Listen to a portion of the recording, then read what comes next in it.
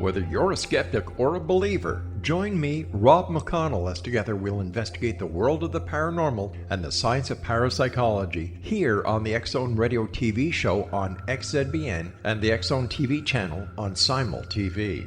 Since 1990, the X-Zone Radio TV show has been the place where people dare to believe and dare to be heard. Together, we'll investigate UFOs, aliens, ghosts, Bigfoot, psychic phenomenon, lake monsters, conspiracy theories, government cover-ups, the truth embargo, alien abductions, ESP, haunted locations from around the world, and so much more. With over 28 years of broadcasting and more than 4,500 individual guests, the X-Zone is truly a place where fact is fiction and fiction is reality, as evidenced by the credibility, integrity, and professionalism of the guests that we bring to our international audience. If you have seen a UFO, had a close encounter, seen a ghost, Bigfoot, lake monster, or a story that you would like to share or have investigated, contact me, Rob McConnell, by sending me your email to xzone@xzoneradiotv.com, or you can call toll-free 1-800-610-7035, extension 143, and on Skype, X-Zone Radio TV. For more information on the X-Zone Radio TV show with yours truly, Rob McConnell, visit www.xzoneradiotv.com or www.xzonetvchannel.com or simultv.com and xzbn.net. Until next we meet here in the X-Zone from our broadcast center and studios in Hamilton, Ontario, Canada, always remember, X-Zone Nation, keep your eyes to the sky and your heart in the light.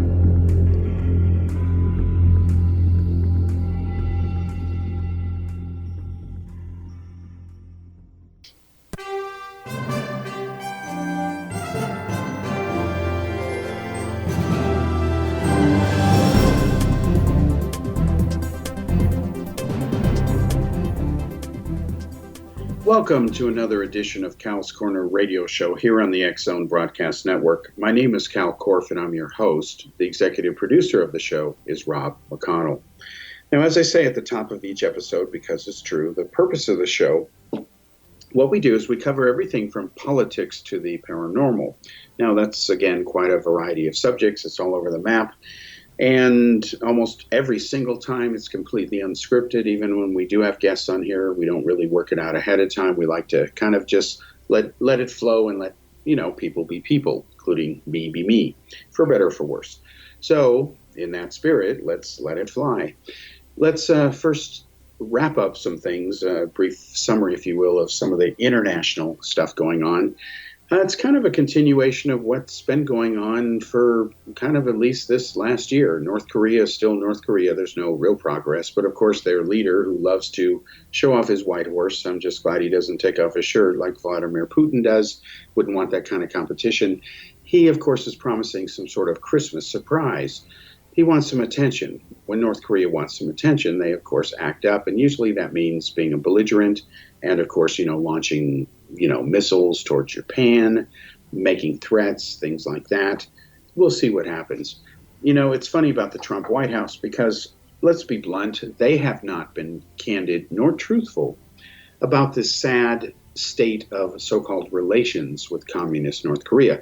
Now, in all fairness to Trump, let's be honest, the United States has never had good relations with North Korea for the only reason that North Korea doesn't really want them, all right? They don't want them for two reasons. They don't want them. They're communists. Secondly, in the Stalinist model, they were not friends of the U.S. either. Stalin was not. Secondly, China controls whatever North Korea ultimately does, and that cannot be taken out of this equation. For those bleeding la-la left-wing liberals and progressives and Democrats who stupidly think that, North Korea has any real independence, boy, that's beyond ignorant. It's like saying the earth is flat. It's just never going to be true as long as it remains communist the way that it is. In fact, not surprisingly, communist China, which is really a totalitarian capitalist dictatorship, they're, of course, North Korea's biggest trading partner. They supply most of their military. Without China's lifelines, North Korea would collapse because it's incapable of handling its own affairs. It has that kind of special talent, and that's independent of any sanctions against it. Again, it's that talented. Now, that's the reality of what goes on in North Korea. Now, in the beginning, you saw what looked like some sort of honeymoon between Trump and communist North Korea. You saw Trump go there. He got kudos for that. You saw them, meet at the border, the neutral zone, and all that other stuff. They had their photo op. They did the token steps into each other's, territory as far as North Korea, South Korea goes. And of course, they were supposed to start disarming and all that other stuff. It was never really true, at least that part of it. North Korea never really gave a concrete sign that they were really going to do that. It was always a myth, and the myth never had any facts behind it. If the White House encouraged it, shame on them. Optimists in the media, on the internet, they were just projecting. North Korea never said anything that was even close. In fact, later, about a year after that process, the White House went public with the admission that North Korea never even defined, over the course of a year, after signing the so-called protocols between the two countries, U.S. and North Korea, that they didn't even define what disarmament meant. Think about that, folks. They're supposed to agree to disarm, but they don't agree what disarmament means. So it means it's a non-starter. It's not going to happen. Anything else is just nonsense. It's theater. And that's exactly what we've been getting. It's bad theater at that. It's about to get worse. And for those who fear that North Korea is going to do something stupid and attack and try to wipe out a country, well, as long as they value their own existence, it's not going to happen, folks. And I remind people that although it came within seconds of it happening, or minutes at times, throughout several times in history, that World War III almost did happen between the former Soviet Union and the U.S. during the Cold War decades. North Korea, the Ayatollah Khamenei, these dictators, these tyrants, including Bashar Assad in Syria, they all want one thing. They share in common. They share many things in common, but at the core, they want to survive. This is why bin Laden never sacrificed himself. He had other idiots sacrifice themselves for them. And that's what these people do. They either gladly do it because they're bozos, morons, whatever. They just don't think critically, or they're forced to do it. They have no choice. In the case of Joseph Stalin, in the case of World War II, he had Soviet troops behind his own troops, shooting them in the back if they took a single step backwards. That motivated his troops to move forward towards the Germans, fight tougher, fight stronger. The poor soldier in the middle was, caught between both sides. What was that soldier supposed to do? Well, better to fall forward than fall backwards, right? As I've heard many people say. I remember, for example, having this conversation real quickly in India many, many times after I got there, after I moved there. It was interesting because, of course, every time that I met new Indians, which was all the time, literally every day, of course, in the capacity of my jobs there at Daily Post and Daily World newspapers. Again, some of the titles I had there was branding manager, HR director, columnist, special advisor to the owner, part of the security detail, online editor, head of the online team. I could do many, many different things. I helped launch those papers as well, was part of the team to do it, was recruited because they wanted to run them by Western standards. And I was the only white person or Gora there, the only American. There was no other non-Indian who was there. And it just was a blast during these 7 years. And I remained great friends with the owner. He's a wonderful, incredible, top investigative journalist. And the reason he has a security detail has nothing to do with the fact he's the owner of a paper. When I arrived for my interview, the people who greeted me and brought me in and made me sit there had Kalashnikovs. That's what they have, okay? They protect him. And they're Punjab police. They're official commandos. They're friends of mine because I got to know them. And what was interesting is I thought when I went in there that this is just how it is in this part of the world because Pakistan's a neighbor. This is Punjab. It's not far from the Pak border. And it's, Pakistan is not a nice neighboring country. There's terror. They sponsor terrorism, send terrorists through Punjab all the time. And I knew I was going to start covering that subject. Not only did I know about it before I moved to India, but I'm actually not that far from the border. And of course, things are going to happen. Depends on how long I live in India. And again, over 7 years and time goes by, many incidents, wrote many specials about incidents that happened up there with terrorists. A lot of those attacks didn't make the larger Western news or main headlines on CNN because they just don't cover that. Maybe their Asian edition does, but you won't see that in the Western California edition so much. Anyway, the reason I mention this is because the reason that these countries do this is to remain belligerents. That's it. Let's be blunt about it. So in the sense that in Daily World, how we would go ahead and do exclusive scoops and things like that, we're going to bring that kind of focus, if you will, to the UFO field.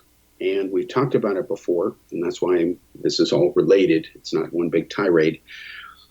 It's time for a reversal of course in the UFO field, in that a lot of the stuff that has commanded most of the attention in the field, going back for the last couple of years, I'm talking about essentially ever since the New York Times ran that game-changing story, give them credit for it, about Harry Reid's ATIP program, where he gave his donor, Robert Bigelow, $22 million in taxpayer black budget money to study UFOs and think about threats some 40 years out and so on. Again, this is public information. We've talked about it before.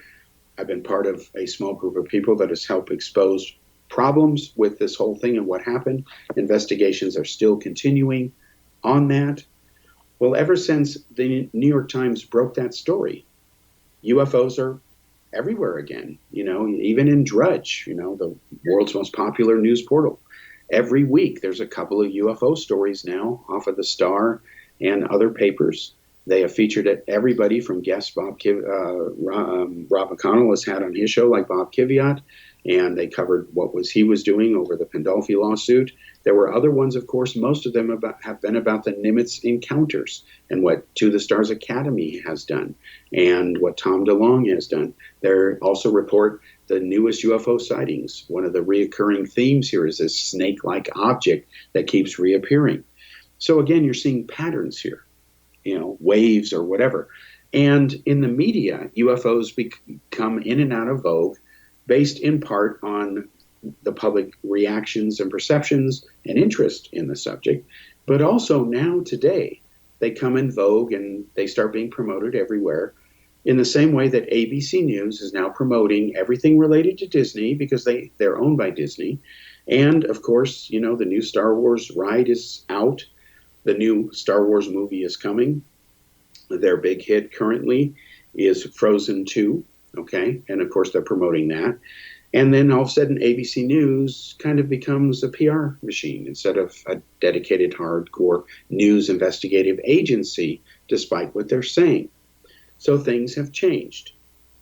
Fluff has become everybody's stuff today, and it's unfortunate. And just yesterday, I sent this article to a former teacher of mine, a man I still am honored to say I'm in touch with from my high school years. He was a key influence, remains a key influence, Jerry Laparoff. I'll mention him. I've had him on my show before when we were broadcasting Cal's Corner from India, from Daily World TV, before it started being rebroadcast on the X-Zone Broadcast Network here. And it showed that half the jobs in journalism have been lost. So we'll talk about this after the break here and prove how it has impacted even coverage of UFOs, and not for the better. We'll be back.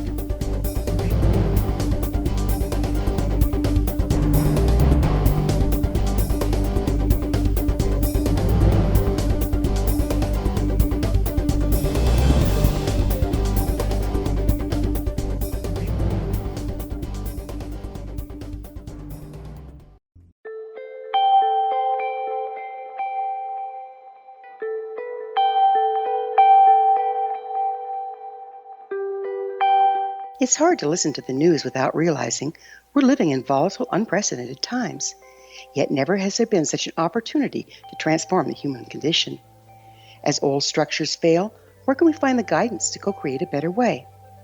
Find Your Path Home is an ever-evolving, leading-edge information, education, and healing resource center designed to support and guide you on your path to unity and enlightenment. Based on sound principles employed by shaman worldwide, we provide techniques that can support you through the current transitions, offering online shamanic classes, international long-distance shamanic healing sessions, complimentary Mission Evolution radio episodes and Stairway to Heaven TV vignettes, seminars, retreats, and much more. All of this can be found on findyourpathhome.com. So I was watching the X Zone TV channel last night when I was abducted by aliens, and they kept repeating to me over and over again, simultv.com, simultv.com. What's simultv.com? That's what I asked them. They had it written on the side of their UFO. How do you spell that? UFO. No, I mean simultv.com. simultv.com. simultv.com. Right. simultv.com. Interesting that you were abducted by aliens in a simultv.com UFO last night. Oh, yeah? Yeah. Now that you mention it, I remember now last night I was awakened from a deep sleep. My great-grandmother was standing there. She said she'd come from the hereafter to tell me about simultv.com. She even spelled it out for me. simultv.com, sonny boy. simultv.com. simultv.com, sonny boy. Wow. Yeah. Guys, you'll never guess what my psychic guru just told me. simultv.com. Exactly. Are you guys psychic too? Of course. We all know about simultv.com. simultv.com.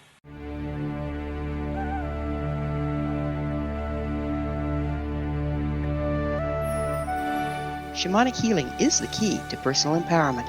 Why? All four levels of our being, physical, emotional, mental, and spiritual, must be addressed for us to enjoy balanced, healthy, abundant lives.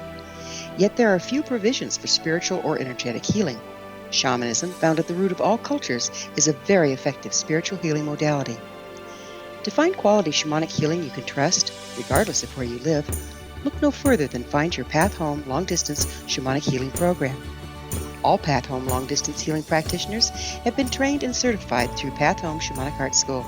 Change your life. Live abundantly. Schedule a long-distance shamanic healing session with Gwilda Wiyaka or one of her quality practitioners today at findyourpathhome.com.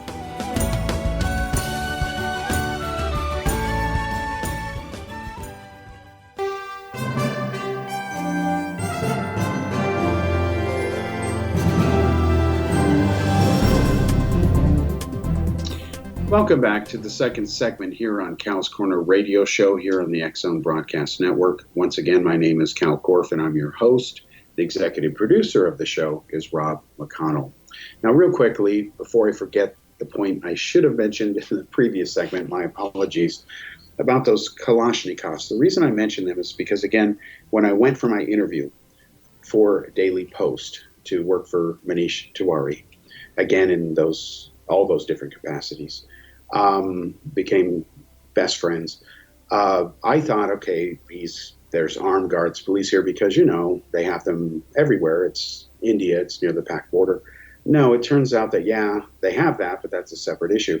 The reason these guards were here and going everywhere with him is because he has protection, because his investigative journalism and exposés, he was bureau chief for the Hindustan Times. I know that means nothing to anybody except unless you're Indian, outside of India, but India has a lot of people in it.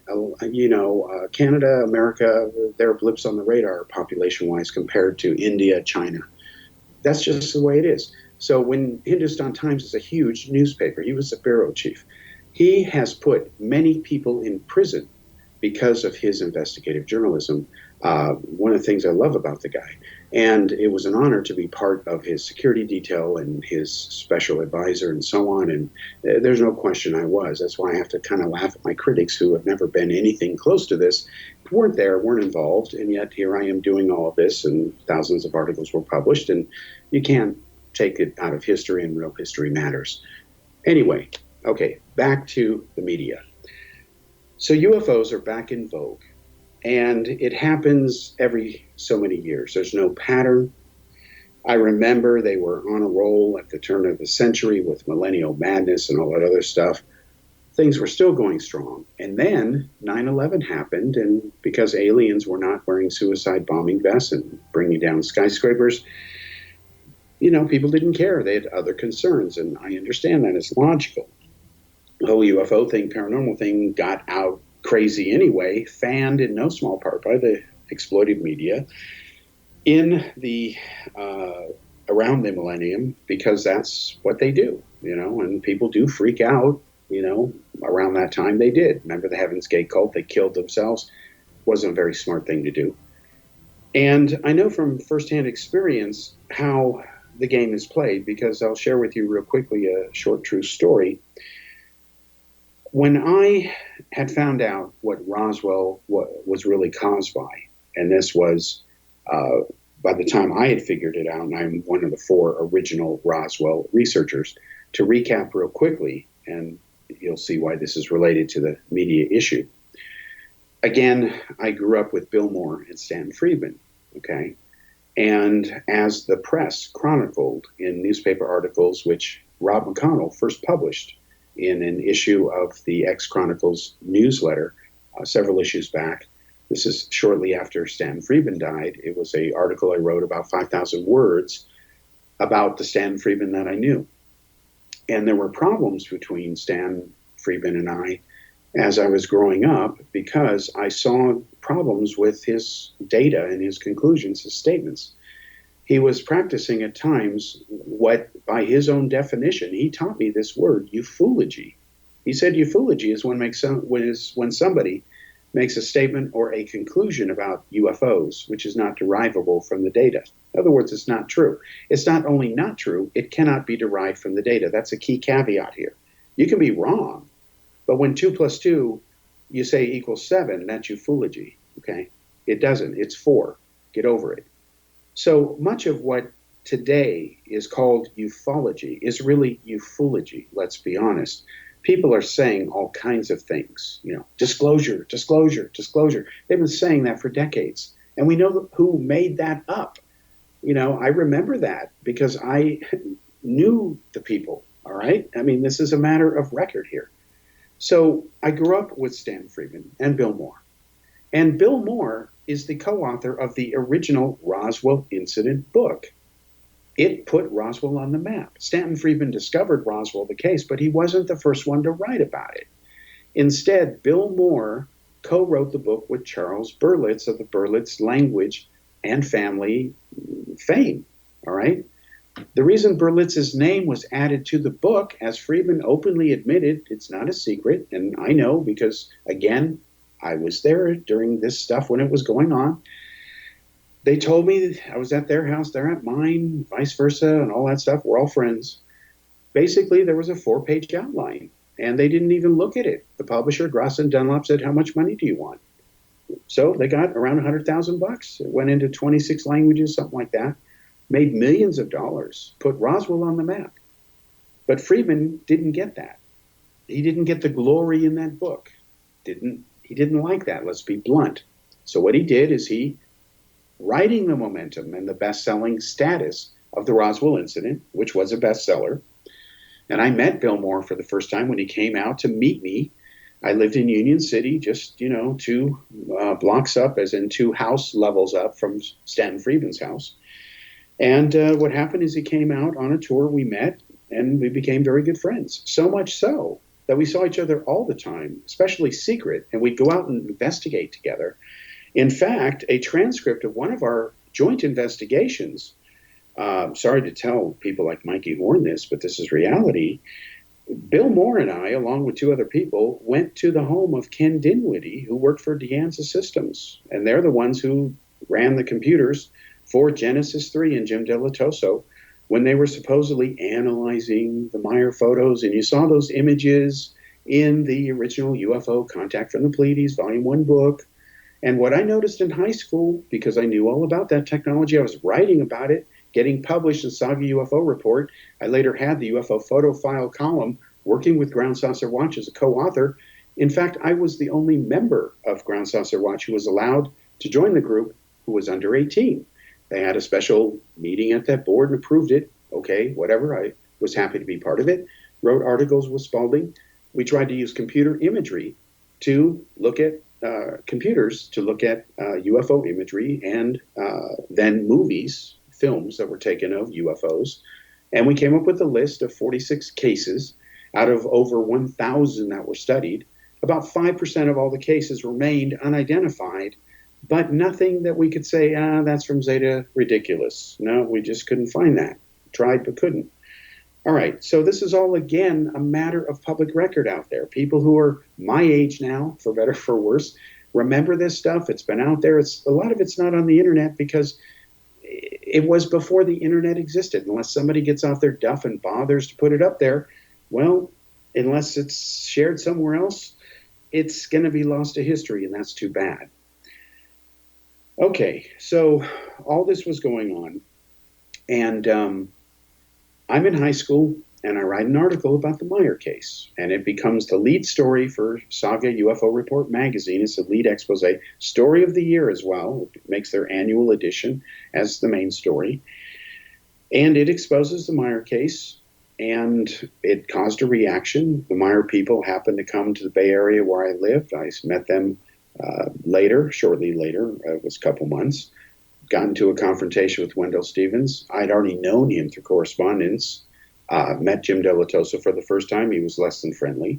And then after that went down, and I wrote about that, added it to the original article. And then what happens is Delatoso comes out, I think it was 2 weeks later, meets with Al Reed and Barbara Reed and myself for 3 hours. We recorded the whole thing. It was 3.5 hours. The whole transcript was typed up. And as soon as we looked at what Delatoso had said and reread it, we knew where he was lying, let's be blunt.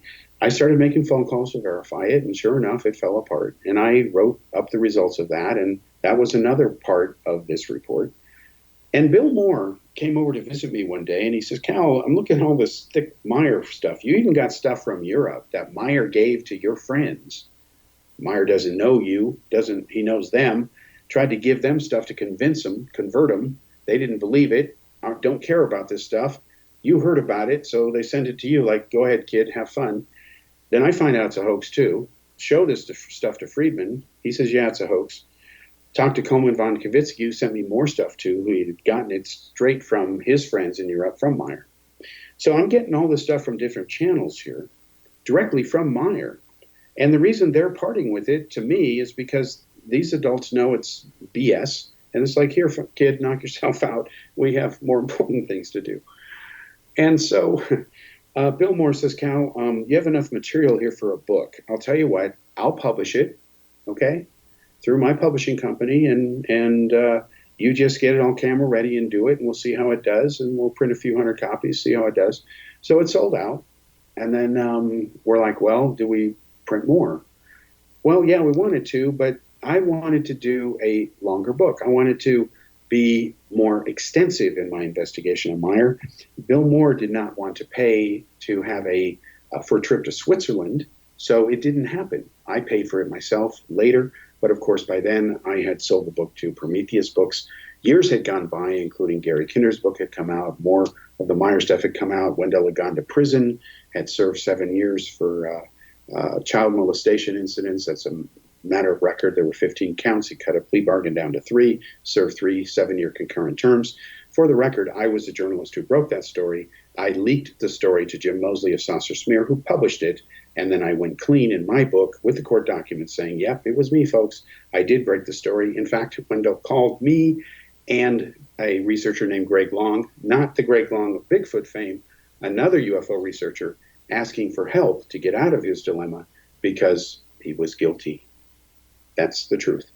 All right, we're going to take a break and come back, and I will explain why this is all relevant to the media today, because I'll give you a real how it used to be versus how it is today. And if you don't adapt to how it is today, it ain't going to work.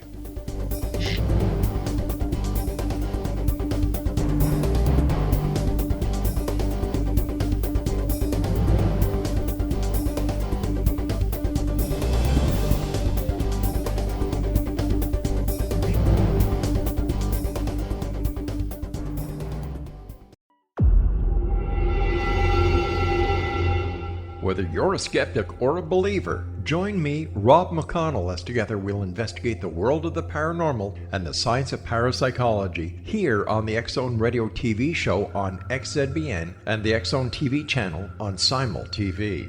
Since 1990, the X-Zone Radio TV show has been the place where people dare to believe and dare to be heard. Together, we'll investigate UFOs, aliens, ghosts, Bigfoot, psychic phenomenon, lake monsters, conspiracy theories, government cover-ups, the truth embargo, alien abductions, ESP, haunted locations from around the world, and so much more. With over 28 years of broadcasting and more than 4,500 individual guests, the X Zone is truly a place where fact is fiction and fiction is reality, as evidenced by the credibility, integrity, and professionalism of the guests that we bring to our international audience. If you have seen a UFO, had a close encounter, seen a ghost, Bigfoot, lake monster, or a story that you would like to share or have investigated, contact me, Rob McConnell, by sending me your email to xzone@xzoneradiotv.com, or you can call toll-free 1-800-610-7035, extension 143, and on Skype, X Zone Radio TV. For more information on the X Zone Radio TV show with yours truly, Rob McConnell, visit www.xzoneradiotv.com or www.xzonetvchannel.com or simultv.com and xzbn.net. Until next we meet here in the X Zone from our broadcast center and studios in Hamilton, Ontario, Canada, always remember, X Zone Nation, keep your eyes to the sky and your heart in the light.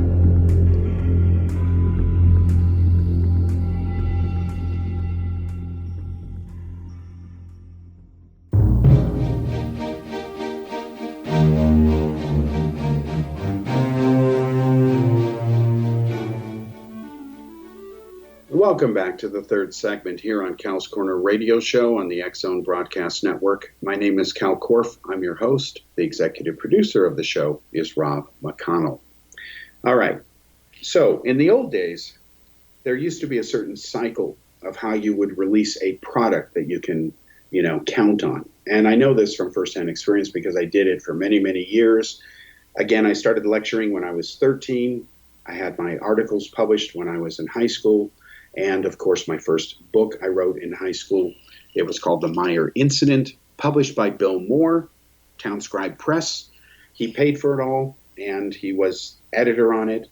And it was a success. It later led to the book Spaceships of the Pleiades, the Billy Meyer story, which was published in expanded form by Prometheus Books. That, of course, included Meyer material that had never been shown before, courtesy of Billy Boy Meyer himself. He just didn't know he was giving it to me. He thought I was Steve Thomas because I fooled him. Anyway, it's all in the book. All right, so back then, the routine was this. If you were going to have an article out or a book, you would contact the local newspaper. And they'd usually do a story on you if it was kind of like that, or if you were doing something more than that. Because if you live in a small town, at least, local boy makes good or whatever. In my case, I was in the Bay Area, populated area. To be honest, I don't know why the media took interest in me, but they really did. And I remember I was so naive as a young kid. I kept telling the reporters, please don't mention my age, because if you do that, nobody will, buy these tickets and come see me, and then I can't give the money to my school, it's a fundraiser. And they're laughing, saying, no, because of your age, that is a story. And I said, no, that's not the story. The data is the story. I'm just a guy talking about the data. The fact I'm 13 doesn't matter. So we eventually reached a compromise, and yeah, they put the age and the photos in there and all that, but at least they got a lot of the quotes right. That's what I cared about. All right, so anyway, what you did is you got in the newspaper. There was no internet back then. And maybe you could get on the radio. You try to do both, all right? You do a mailing because you didn't have email. Or you'd call them up on the phone, and then they'd usually say, well, fax it to me, or, go ahead and mail it to me. So you'd mail it to them. And then if you didn't get a response, you would follow up with a phone call. The point is you would keep working the phone lines until you got accepted or not, all right? And then same with the newspapers. You would gin up a press release, a press packet. I remember making those. I never included my photos. They just assumed I was an adult because I typed things up. And then when they met me and realized I was a kid, well, then the story kind of changed. That stuff had to be put in there, according to them. All right, fine. Okay, and that was pretty much what you did. Maybe you did a few appearances there. If you have a book coming out, you try to do a book appearance and you go down to that bookstore, and of course, they're going to promote it too. And then you got to call your publisher. They've got to order extra inventory and so on. Hopefully, they're putting out a notice saying you're going to appear in an area. And then they theoretically contact the bookstores in your region saying you're going to be there. And if you have half a brain, you also call all those other ones, especially if you are doing it in a place like Seattle or the Bay Area. Again, this is what I used to do. And you then kind of go in a circle or counterclockwise and work all of them and arrange a bunch of personal appearances for many different days, stay with a bunch of people up there, whatever. It's like you're running for president. You shake a bunch of hands, kiss a lot of babies, whatever you got to do, get the word out there. It's all good. You just network with people. I remember before I went on TV in Portland, Oregon to debate and expose Roswell. My Roswell book is out. It's become the best-selling Roswell expose of all time, much to my surprise. And I have to go debate Stanton Friedman, and we're going to be against each other on the show. And this is the first time since the book has come out. And it was funny because when I went out there, I was busy with other appearances earlier in the day. There was a book signing that I had to do at Barnes Noble. And then after that, I went to the University of Portland. And I never use notes. I just wing it. You know, I figure if you can't talk about your subject, shut up. Okay. That's why I don't debate anything I don't know about. But everything I do debate, I know about. I'm either the person who knows about it, or I know the person who does, or I know enough to be able to defend it. And that's why I've never lost a debate. If I can't debate it or defend it, I don't go there because there's no point. There isn't. I want to learn, okay? But don't tell me that Roswell didn't involve Mogul because I know better. Don't tell me the Billy Meyer case is real because I know better, all right? Same with Bigfoot, the Patterson film. I know the guy who wore it. I know the guy who made the suit. There's no question. He even sold it to Roger Patterson. Yes, people are still stupid enough to believe the thing is real, even though we know the guy who made the suit and sold it to Patterson. Oh, Patterson must have bought it because he was doing other things with that fake Bigfoot suit. He wasn't faking a Bigfoot film. He would never do that. He just happened to see Bigfoot shortly after he bought it. Oh, my God. People are so stupid, but they believe it. Okay, that's the way the world rolls, for better or for worse. Anyway, back to what you used to do. There was kind of a short cycle. It was short and sweet. And I kind of miss those days. Now you cut to today. All right, we've got more ways to communicate than we've ever had in our entire existence as a life form. And yet there's so much noise out there now that it's hard to rise above the noise unless you either make stuff up or pull some stunt where you stand out. It's tough out there. And then you not only have to rise above the noise, but times have changed. If you say, I was abducted, nobody cares except UFO nuts, and they're not the majority, thankfully. It's just not really news anymore, okay? It's like, oh, another one. If you think Uncle Sam has aliens stuffed away in pickle jars, no one's going to say, damn, I never thought about that. No, because it's been there, done that, like in the 90s, okay? You can take it back to the days of Roswell. And you can actually track this. You know, Roswell got a boost again after it was dying down when Unsolved Mysteries ran their episode. And after they ran it, not coincidentally, all these new witnesses suddenly showed up out of the woodwork, and every single one of them was a fraud. Frank Kaufman, just ask Kevin Randall. He'll tell you about Kaufman. Yes, he was a fraud, like I always said he was. I'm glad others finally realized that, after he's dead, of course. Glenn Dennis always said he was a fraud, too. But, you know, it took his death to figure that out. These people, some of them knew. They were just hyping, milking it, stroking it, whatever, not telling you the truth. Again, my book exposed all this because I was there and I knew it. And when problems happened between Stanton Friedman and I in high school, documented in the media, shown and captured by photographers for the press, put in the papers, where you see the look on my face as I'm looking at Stan, like I just can't believe what I'm hearing. And I'm in high school. I figure if I can figure it out, what is his problem? He's Mr. Educated, right? Mr. Flying Saucer Physicist, as he used to tell me. That's how I heard the name. Anyway, I got closer to Bill Moore as a consequence of that. Friedman didn't publish anything of mine. I'm not criticizing him for it. It's just that I became closer to Bill Moore. And Bill Moore stayed more true to Roswell than Stanton Friedman did. Stanton went off the deep end. He started to endorse hoaxer Gerald Anderson. Bad move. I tried to warn Stan. He just wouldn't listen. There was that book coming out, Crash at Corona, where he says 2 saucers crashed. Oh, really? On July 4th. How double patriotic of him. It was just so stupid. But that's the way it went. Even Bill Moore said that was it. Independent of the games he played financially when he didn't tell me the truth about that book, blah, blah, blah, because he said he was busy. The public falling out they had, matter of public correspondence against each other, was out there years ago. I'm not going to repeat it. It's matter of public record, and I'm not picking on anybody, okay? Don't even go there. I'm simply recapping what happened as a matter of record because most people who will listen to this show don't know this info, and I think they need to. It puts it in the right, proper context. You don't get that right, proper context if you just try to chase this down on Google. And that brings me to the current point here, and it will go into the fourth and last segment of the show. We'll wind up on it because it's relevant to what Rob and I are doing with the Ufology Project. As I head into the final stretch here of this segment, and we'll be back after the break into the next one, we come to today's problem. We have more ways to communicate than we ever have. But what are we doing with our blessings, with our wonderful means to communicate? There's billions of cell phones out there now, but there's not billions of new images of UFOs showing up, are they? So you have to look at this two logical ways. Either the aliens are so smart they're suddenly changing their behavior so that not everyone in the world will catch them on their iPhones. Or it just ain't there like these UFO promoters have lied to you and have claimed. Yeah, I think that's probably more the answer, right? Remember, folks, how they used to scream? I remember as a kid, oh, if we only had the money to have thousands of cameras out there. Well, now you got billions of them, baby, billions and billions, to quote Carl Sagan. But the data just doesn't flow in, does it? Because it isn't there. See, you can't have it both ways. As I tell people constantly, there's no such thing as being a little bit pregnant. And I really don't care what you think of that analogy. It's apt. There's no such thing. Just like there's no such thing in this case about, well, the data's there, the way we've been saying, and selling you books and doing all this stuff, all these decades, buy my book, whatever.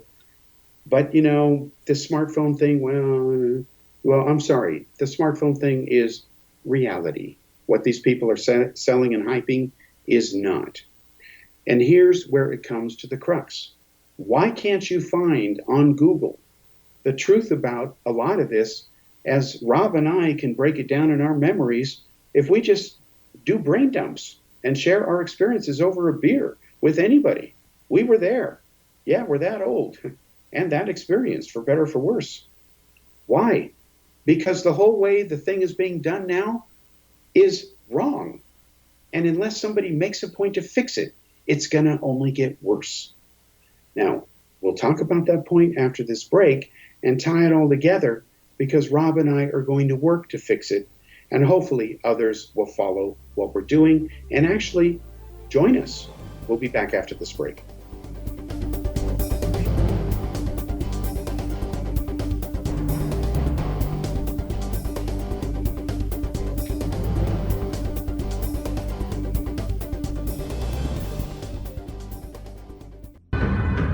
If you are looking for a safe, zero-calorie natural option to the harmful artificial sweeteners on the market today, Just Like Sugar is what you're looking for. Just Like Sugar is a wonderful natural alternative for those health-conscious people who choose a calorie-restricted diet with a great, pure, sweet flavor that tastes just like sugar. Just Like Sugar is a great natural option for people suffering from diabetes and may be useful in restricted diet programs where standard sugars are not allowed and does not cause a laxative effect of some other sweeteners. Just Like Sugar comprises a perfect blend of chicory root fiber, natural calcium, natural vitamin C, and Just Like Sugar's sweetness comes from the natural flavors from the peel of the orange. Just Like Sugar is a natural alternative to harmful artificial sweeteners and will change the way that you believe all natural sweetener products taste. Just Like Sugar is available at your local Whole Foods markets, Wild Oats markets, Henry's, Sun Harvest, and many other fine natural food stores in the U.S., Canada, and worldwide. They are here, and they've been here for thousands of years, making their presence known in the shadows. They might be seen by a lonely motorist on a deserted road late at night, or by a frightened and confused husband in the bedroom he is sharing with his wife. But who are they? What do they want? Why are they here? Perhaps most concerning, has the government been aware of their presence all along? The new book by Ellie Marzulli, UFO Disclosure, the 70-year cover-up exposed, delves into the world of UFOs. Can full disclosure be soon? Order now and receive a free hour and 37-minute DVD on the UFO phenomenon. UFOs are real. Get both the book and the DVD, a $40 value, for only $19.99. To order your book and DVD today, go to lamarzulli.net. That's LAMARZULLI.net. You have heard of the X Zone? Now watch it on Simul TV, plus 500 video games, live TV channels, free video on demand, worldwide, and more. Does this sound like tomorrow's television? Well, it is, but you can have it today, right now. It is Simul TV. Simul TV offers what the others only wish they could provide. 15 exclusive channels like X Zone, sci-fi, and horror. We are worldwide. No other provider offers that. 500 built-in video games. No need to have an extra expensive system. We have them included. Free video on demand. Live streaming events from around the world, interactive online network, and much more. Tomorrow's TV today. Simul TV. Sound too good to be true? Well, it's not. You can have Simul TV today. Sign up at simultv.com. Do it today.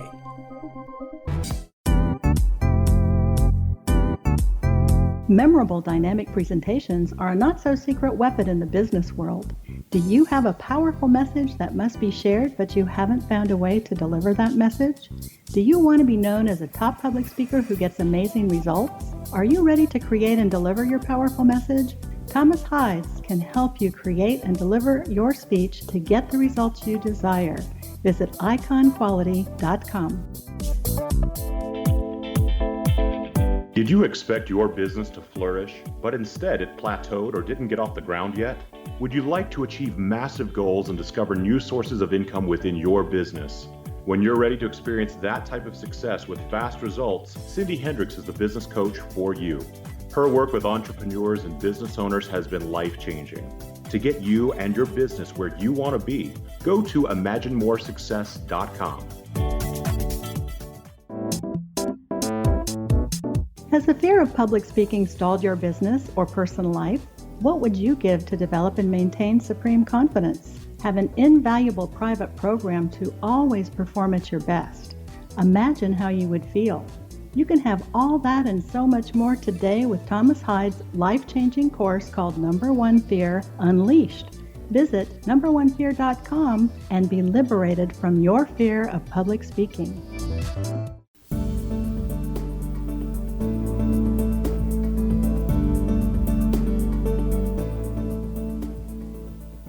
Welcome back to the fourth and final segment here on Kal's Corner Radio Show on the X Zone Broadcast Network. My name is Kal Korff, and I'm your host.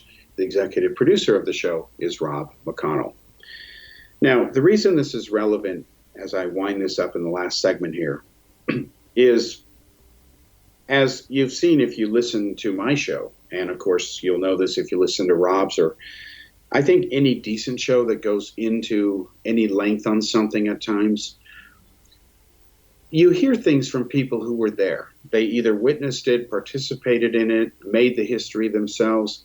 In some form or another, they were there. So what happens when you Google, say, the Betty Barney Hill UFO star map? Well, almost overwhelmingly, whether you Google the Hill case or the star map, you're going to see nothing but rainbows and unicorns and sweetness and light. It's all good. It's all true. It's all been verified. You'll see a lot of stuff out there by Stanton Friedman because he was the world's greatest champion of that case. And he now goes down in history.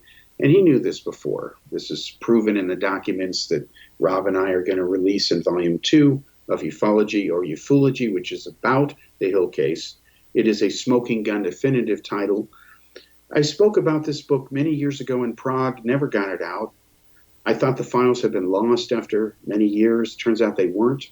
They were brought to India, and the show relaunched when I was living in India. I was actually in United Arab Emirates at the time, and relaunched the first episode of Kal's Corner, returning back to the X-Zone Broadcast Network, broadcast from Abu Dhabi at that time, and made the decision. Had been working on the Zeta Reticuli conspiracy movie, had gotten 1 hour and 1 minute of it filmed, when I made the decision to merge the Atterberg documents, which had been found, the originals that Friedman was aware of, and they proved that Friedman always knew the truth about the Hill case, that the star map was not credible. But that's not, you'd never know that by buying or listening to everything he did. And this is all proven in the book. And I know this because I was there. I was the person who handled this issue. And this and Roswell and the Delphus, Kansas case, the Rex Heflin case, I can cite chapter and verse, and I'm going to in these books. Watch out, folks. It's coming.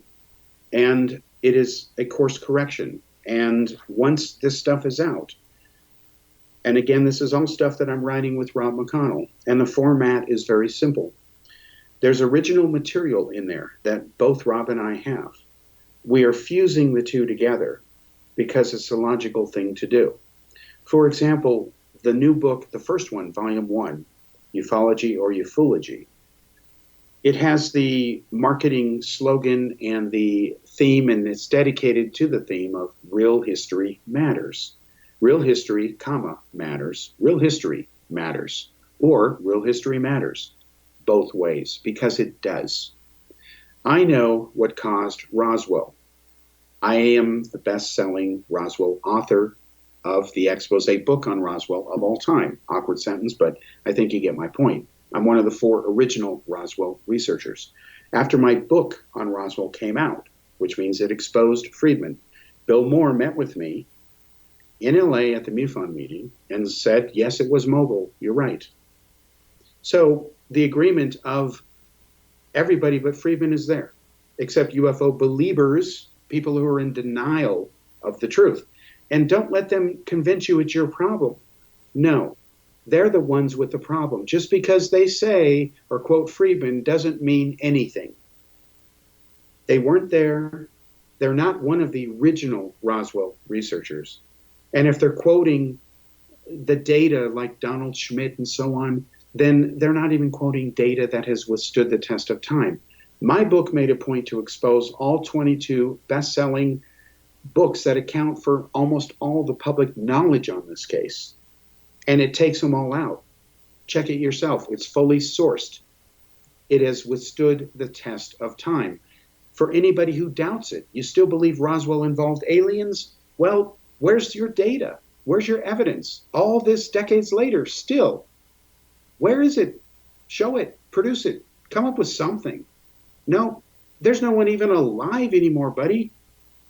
No. So there you go. Let it go. Move on. Get a life. Whatever. But just accept the truth and be happy that you found the truth.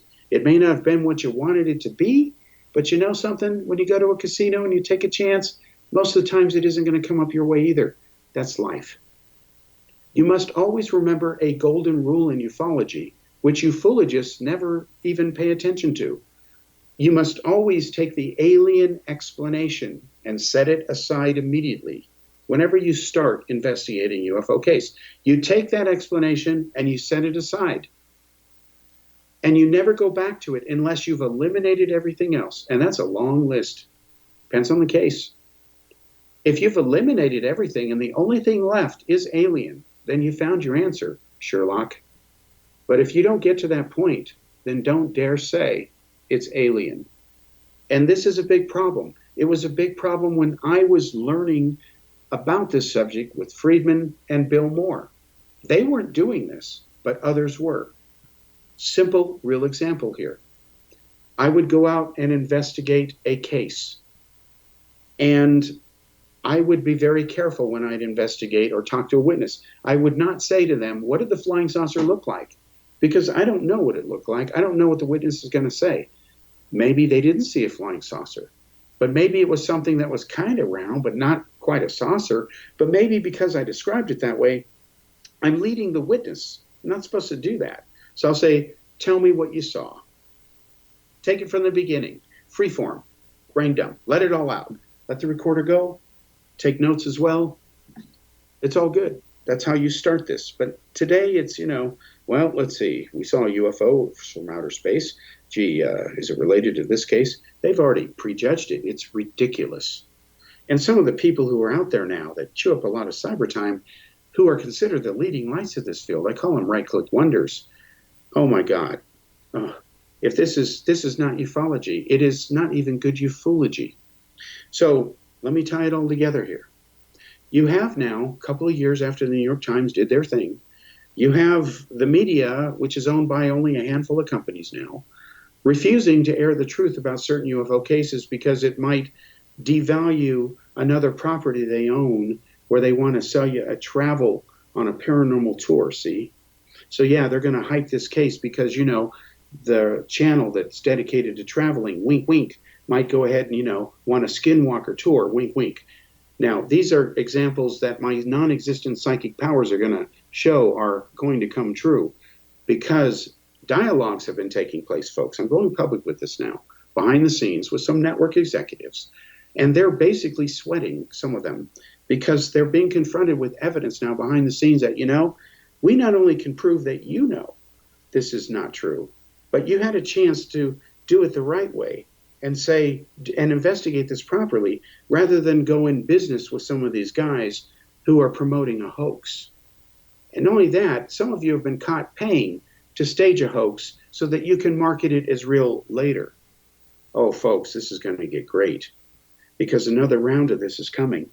So this is all going to start with a book that was deliberately hyped by its publisher in the same way that the book Light Years was hyped by its publisher. And I exposed this story. I was the only one who did in my book Spacious of the Pleiades, the Billy Meyer story. This was the true story that 3 editors at Atlantic Monthly Press resigned in protest over the publication of Light Years by Gary Kinder. And when I was on the Hypercar team, my boss was neighbors with Gary Kinder. Gary Kinder didn't know that. That was kind of a secret when I went over to Billy Meyer's cult undercover and posed to Steve Thomas. Again, small world, folks. This all happened. Again, I was there.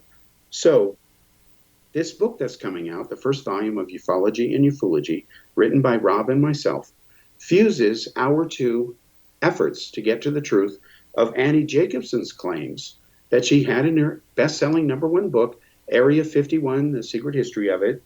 Well, as Rob proves in 3 separate interviews, done, the latest one just done days ago. The other one's done over a period of, I believe, over a 2-year period.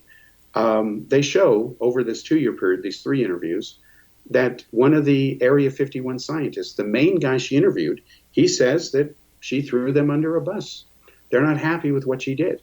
And the details are in the interview linked from the book that Rob gave. That's where the details are. Not going to go into it here. But it's in the book, Annie Jacobson's Area 51 book Scandal. It is volume 1 of the new Ufology series. In a very short time from now, we're just finishing up the new site. The website's going to launch. You're going to be able to get the book. And there will be areas on the website where Rob and I are going to track the latest stuff going on and stuff being said by other UFO groups on social media and all that. We all know each other. And we're going to give it a simple thumbs up or thumbs down. Thumbs up if it's ufology. It'll be a nice looking green alien, okay? Little green men, right? We can make him gray, whatever color you want. But the red alien with a frown, he's not happy. That's ufology, okay? So this is going to be fun, folks, because you'll be able to see with one little symbol whether what you're being told is ufology or ufology. And we'll be able to answer those questions, and you'll be able to link to the data that'll be fully sourced. And this is not something only Rob and I are going to do. We're going to open this up to everyone who's qualified because there's a lot of good researchers out there who tell the truth and they need their data exposed. They're doing ufology or they're exposing ufology. It's time that we have a place where people can go there and see whether what so-and-so says or about this case is either ufology or ufology. It's going to be great because there's nothing like it right now. There's places that claim to be watchdogs and all that other stuff. while endorsing people with uneven standards of evidence. We're not going to do that. You'll be able to check everything, because what makes facts the greatest thing of all is that anybody can verify them anytime they want to. It doesn't matter what people's opinions are, and that's what we're going to rely on. Join me next week. We'll continue this.